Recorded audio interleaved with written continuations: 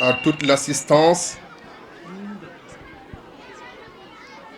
Je prends la parole au nom de l'inspecteur d'académie de Matam pour vous présenter et partager avec vous cette leçon inaugurale de la 24e édition de la Semaine nationale de l'école de base, autour du thème « Consolidation des valeurs civiques, l'école, les forces de défense et de sécurité au service de la nation ». Monsieur le gouverneur de la région de Matam, Monsieur le préfet du département de Matam, Monsieur le président du conseil départemental de Matam, Monsieur le maire de la commune de Ourossogui, Monsieur l'inspecteur d'académie de Matam, Monsieur le commandement de la place d'armes de Matam, Monsieur le commandement de la 54e compagnie d'incendie et de secours, Monsieur le chef de la brigade régionale d'hygiène, Monsieur le gouverneur, Monsieur le coordonnateur régional de la petite enfance et de la case des tout-petits, Monsieur les inspecteurs de l'éducation et de la formation de Kanel, Matam et de Ranérou, Monsieur le chef de service régional de la jeunesse, Monsieur le chef de service régional des sports, Monsieur le coordonnateur du collectif des chefs d'établissement de Matam, le COLSEMA, Monsieur le coordonnateur du collectif des directeurs d'école CODEC de Matam, Monsieur le coordonnateur du CODEPE, Messieurs les représentants des syndicats du G7, Mesdames et Messieurs les présidents de l'AME Badjenou Gor, Ndeyou Dara, Messieurs les représentants des organes de presse, Mesdames et Messieurs, chers élèves, honorables invités, à vos titres, rangs, grades et qualités. En cette occasion unique dans la vie de l'école sénégalaise, l'honneur m'échoit de prononcer cette leçon inaugurale en face de cette auguste assemblée. Perdu, égaré, fondu dans une solution à la conception de laquelle il n'est pas associé, engagé dans une formule hautement chimique puisque le dissolvant, utilisant un outil qui a fini de le placer dangereusement dans la rue publique du monde dont il subit l'influence sans possibilité de se défendre, la jeunesse africaine en général et de celle de mon pays en particulier est agressée par une civilisation occidentale qui a fini d'en faire une proie par la vente de ses idéaux de liberté synonyme de libertinage, d'égalité appréhendée comme effritement de toute forme d'autorité et affirmation d'une indifférence qui menace notre société soucieuse d'ordre et d'harmonie. Ce n'est pas une posture pessimiste, monsieur le gouverneur, que de décrire ainsi notre vécu dans la mesure où prétendre qu'il en est autrement, c'est adopter l'illusion de l'autruche en croire échapper au danger en cachant sa tête dans le sable.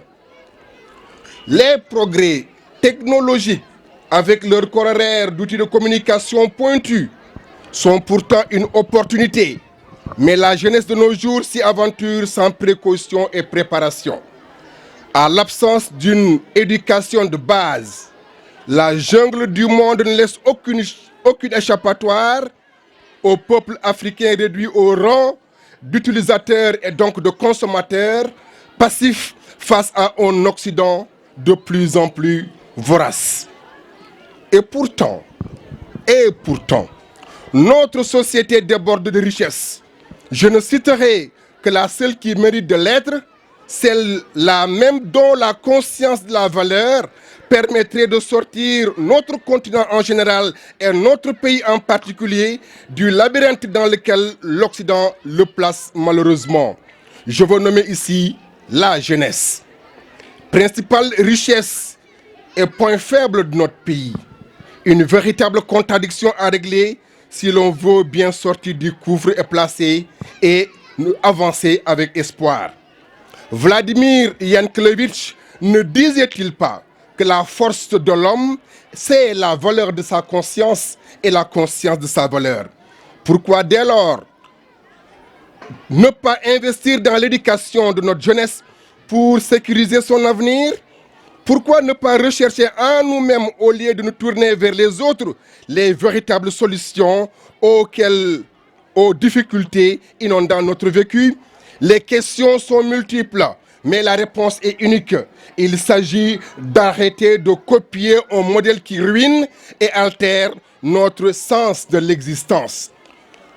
Chers gouverneurs et honorables invités, nos parents et nos grands-parents ont vécu heureux sans connaître les progrès techniques. Ils étaient sains d'esprit, de corps et de cœur. Ils ont évolué dans le respect mutuel, le partage, la solidarité en combattant de façon intelligente et concertée l'influence, la vocifération, la paresse et tant d'autres vices. L'objectif principal de cette semaine nationale de l'école de base est de mettre le doigt sur l'orientation humaine et historique de l'enfance, son sens et son importance, sa fragilité et sa précocité et préciosité à la fois, pour amener tous les acteurs à se pencher sur la question de notre avenir ou de ce qui est à venir, si l'on veut dépasser le ponctuel et commencer à faire preuve d'anticipation. La volonté manifeste du président de la République de transformer le système éducatif sénégalais en une société éducative s'explique par une conviction pleine et entière que toutes les familles d'acteurs ensemble peuvent, d'un commun accord conjugué à la responsabilité historique, préparer les conditions présentes à la réussite à venir d'une jeunesse. Cette société éducative nécessite la participation de tous et la construction d'une jeunesse dont la trajectoire empruntée aujourd'hui doit être impérativement corrigée ici et maintenant. Le retour aux valeurs ne présente pas un handicap, mes chers, face aux défis du monde contemporain. Il ne s'agit pas de tourner le dos au progrès scientifique et technologique, car une telle posture, à coup sûr, serait suicidaire. Il s'agit plutôt de reconsidérer et d'appréhender autrement la primauté de notre jeunesse. Par ailleurs, le civisme désigne le respect, l'attachement et le dévouement du citoyen pour la collectivité dans laquelle il vit, le respect de ses convictions et de ses lois. Cet ensemble de règles écrites ou non écrites, de normes sociales, vise la régulation de la vie en société et facilite la vie en groupe. Le civisme fait référence aux valeurs et aux responsabilités du citoyen dans l'espace public. L'ancrage à nos valeurs cardinales porteuses d'un éventail de possibilités offre sans coup férir une opportunité unique que nos autorités ont compris pour suivre la marche du monde sans altérer notre être et notre savoir-devenir.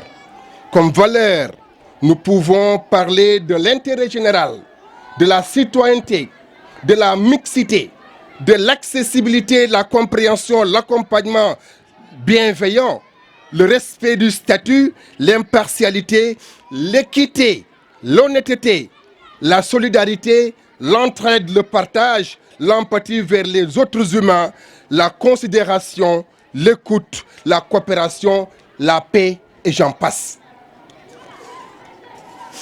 Ces valeurs de sincérité, d'honnêteté, de respect dû aux anciens, aux autres et à soi-même, de travail et de responsabilité, qui éclairent et engagent, méritent d'être replacés au cœur de notre système éducatif dont la vision est définie par le ministère de l'Éducation nationale.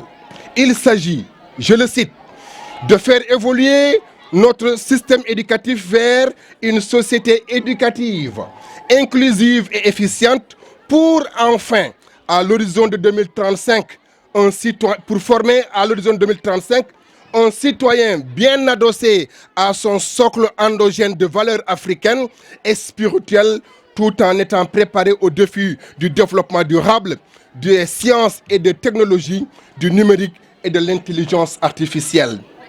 Le gain facile et immédiat n'est pas durable. L'insouciance conditionnée par la réussite immédiate n'est pas une perspective viable. L'insolence causée par ces deux vices que je viens de citer engendre la déchéance humaine et morale. Considérant que l'action concertée des acteurs sur notre jeunesse est la clé de notre développement, nos autorités postulent la prise en charge de notre environnement comme levier de développement. Face à ces multiples défis, l'espoir est permis. En investissant sur l'éducation et la sécurité, nous avons plusieurs chances de remporter le défi du développement humain et matériel. C'est pourquoi me permettez-vous de dire quelques mots à l'endroit des enseignants et aux forces de défense et de sécurité.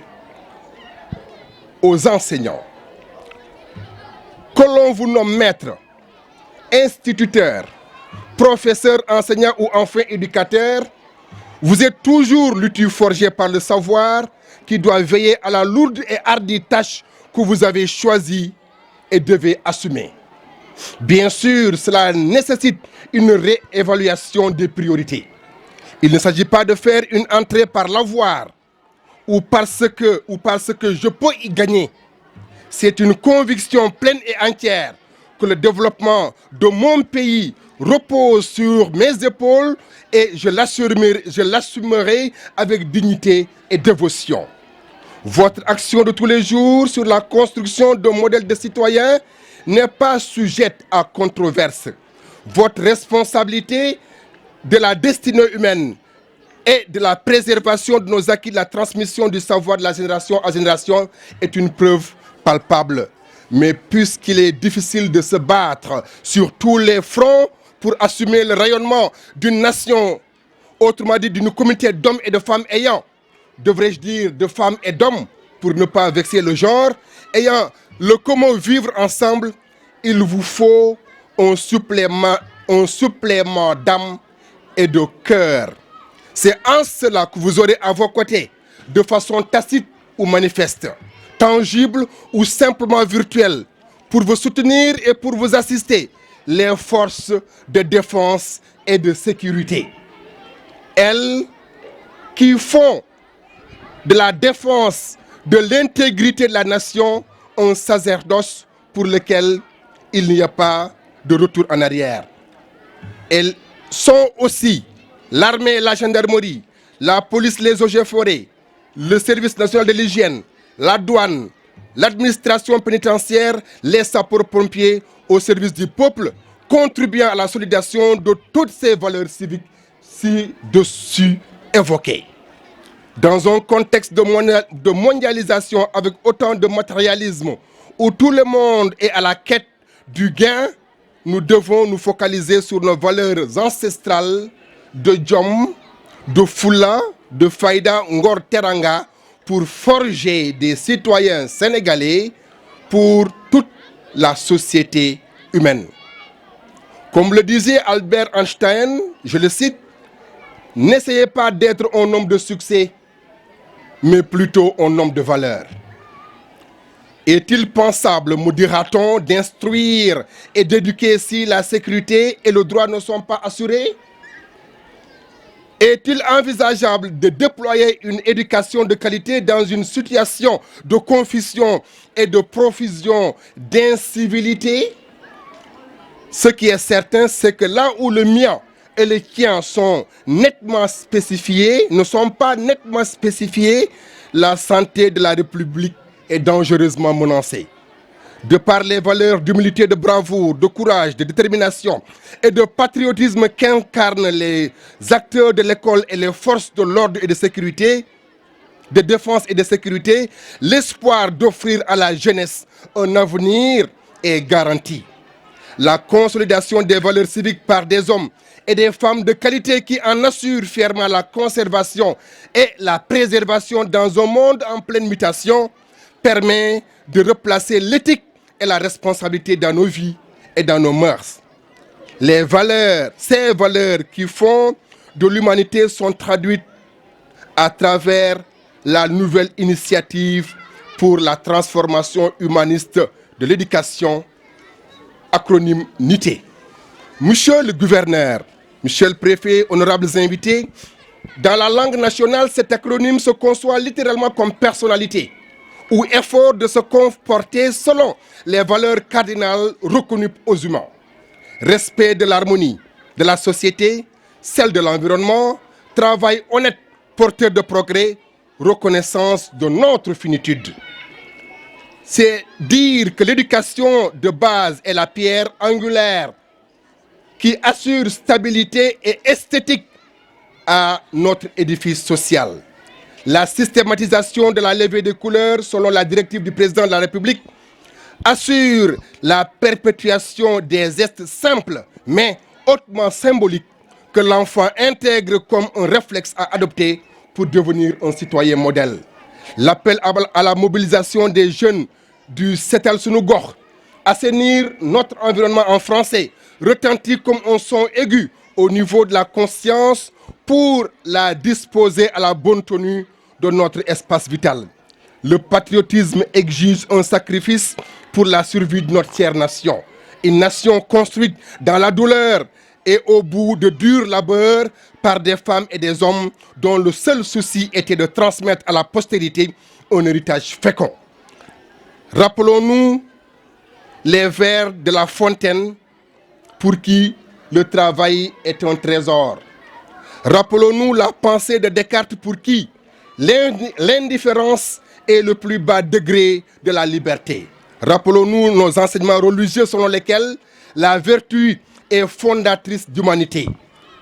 Rappelons-nous encore une fois les propos du philosophe Emmanuel Kant lorsqu'il se disait « Je ne serai pas le point noir par lequel le mal fera son entrée dans le monde ». Une éducation de qualité solidement ancrée dans nos valeurs pour une citoyenneté porteuse de développement durable. Merci de votre attention.